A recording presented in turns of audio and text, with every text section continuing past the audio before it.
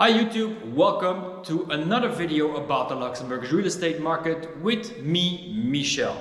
Now, in this one I will explain to you what a cité is. Obviously it's a French word and I'm sure you've seen it on street signs all across Luxembourg by now.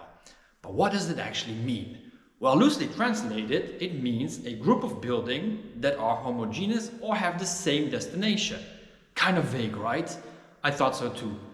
But in order for me to explain it to you properly, can't stay indoors. So let's get out there and let me show you what a cité actually looks like. Now the best way for me to explain to you the concept of a cité is here in the city of Schifflange. There are different cités that we will go through. There are 4 in total that we will visit together. And this is the first one, Cité Emile Mayrisch. So this is one of the oldest cités here in Schifflange. Cité Emile Mayrisch was basically named after one of the big industrialists here in Luxembourg and was all owned by Arbet. Arbet used to own these houses and gradually sold them off to the public. Now these were all meant to house steel workers or mine workers. And these homes were sometimes inhabited by as many as 10 men, and so it could get very messy, dirty inside. What is also peculiar about this is that it's not connected to the sewage system. Well, some of them are, but there are some that still have septic tanks, which is a bit unusual in this day and age. And other than that, what we can say about these is that there's not a lot of parking. And there's not a lot of parking, nor are there much gardens around them. Most of them have wooden floor joists, which means that they do not have the typical concrete floors like we are used to seeing today, and that makes them very peculiar houses. They are kind of small, but some of them were pulled together, meaning that they turned 2 houses into one and therefore added extra space. And another fun fact about these is that when you buy one of them, it says in the notary deed that you are not allowed to open a bar in the home that you are purchasing in the cité. Why, would you ask? Well, it was quite simply so that steel workers would not first go and have a drink somewhere in the area before they would go and do dangerous jobs in the steel industry or in the steel mines. This is Cité Paerchen, and this cité was built later than Cité Emile Mayrisch. Now, what is peculiar about this is that in this case, there is more garden. There was parking included into the property.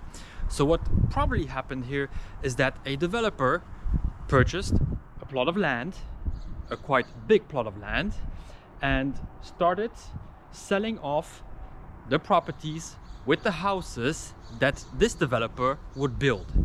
In this particular case, it is quite obvious to me that the developer worked with prefabricated products, meaning that the products were basically just assembled on location in order to build the house, but they were fabricated elsewhere. This cité is quiet, secluded, it's nice, but let's keep in mind that the prefabricated products are not as high of a standard as homes that are built nowadays. Now this is Cité op Soltgen. It is a similar concept to Paerchen, but fundamentally it is kind of different. Because where in Paerchen you would have to go through the developer to build your home, in this case you could buy a plot of land, maybe even 2, and build whatever type of property you would want on it. As you can see, they differ very much one from another. They might be similar, but most of them are very different, and so people were giving a lot more free range to build however they liked and pleased to live. It is an interesting city. It's again secluded, quiet, but it has way more green around it. It is very nice, more luxurious. The plots of land are quite big. There's usually a couple of R in a single property, and what makes these still very desirable is that it is quiet. You have a lot of space around you, no neighbors to bother you in general, and you are almost always sure that the value of your home is maintained because there's a high demand for these types of homes in these types of cités. Now this is Cité of Hudelen, which obviously is quite a bit more modern than the previous Cité that we visited. Furthermore, we are using land much more wisely in this Cité than we did in the previous one, where a single family would live on a couple of acres of land.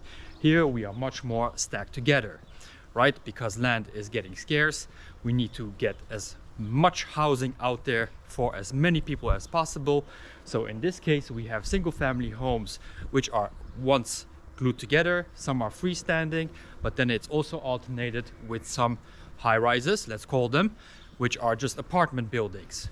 What is, however, always happening in the Cité is that there is no commercial property, there is no shops, which is the only downside to a Cité. So this was the video explaining the different cités that we have encountered over the last couple of decades, explained through the city of Schifflange. Thank you, City of Schifflange. Very helpful to get everyone to understand how we have progressed in land use, but also in how cités have developed over the last couple of decades. So this was Cité of Hudelen, quite a bit more modern. We previously went through Soltgen, more luxurious, Paerchen, built cheaply and quickly to house as many people as possible, but still give them a garage and a garden. And before that, the mine workers and steel workers, simply housed in wooden constructions, built as fast as possible, and still they are in high demand. So I hope you enjoyed this video. Should you have any comments, questions, or if you want a free consultation with me and my team, don't hesitate to contact me. Otherwise, we'll see each other in the next video. My name is Michel with Michel Real Estate.